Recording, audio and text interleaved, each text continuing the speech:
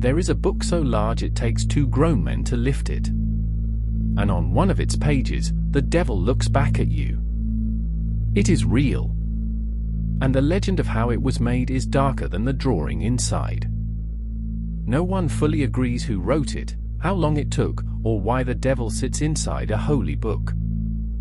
This is the Codex Gigas, Latin for the giant book. It was written in a small monastery in Bohemia around 800 years ago. It stands almost a meter tall, weighs as much as a small child, and its pages are made from the skins of 160 animals. A faded inscription names just one man, a monk remembered only as Herman the Recluse. To copy a book this size by hand, without rest, would take one person about 5 years. In a real life, more likely 20 or 30. But the legend tells it differently. It begins with a monk who broke his sacred vows. His punishment was terrible, to be sealed alive behind a wall. To save himself, he made a desperate promise to write, in a single night, a book holding all human knowledge, to honor the monastery. By midnight, he knew it was impossible. So, the story says, he prayed instead to the devil. By dawn, the book was finished. And in gratitude, the monk painted the devil's portrait inside. What the book actually contains is just as strange. The complete Bible, of course. But it does not stop there.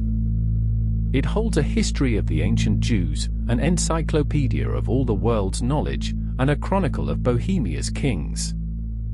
There are cures for fevers, a calendar listing the names of the dead, and even 2 spells to cast out demons.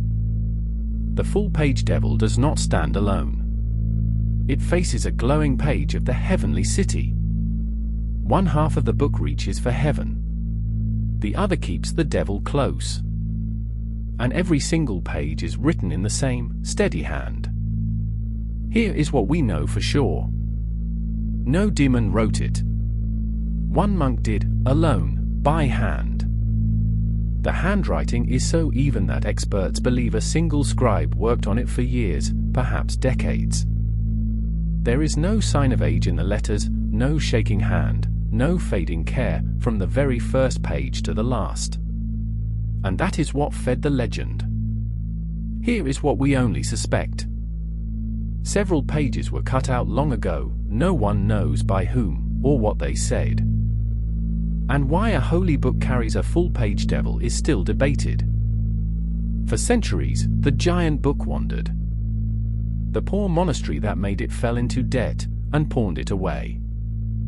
An emperor obsessed with strange wonders carried it to his castle in Prague. Then war came.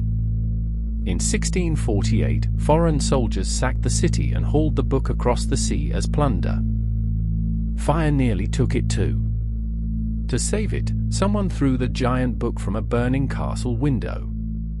Today it rests in a library in Stockholm. After 359 years away, it briefly returned home. And the crowds came for one page.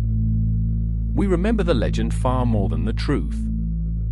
Maybe that's the real lesson. When something seems impossible, we would rather blame the devil than believe in a patient, lonely human hand. If this story stayed with you, leave a like and your theory in the comments. And subscribe so the next faded tale always finds you.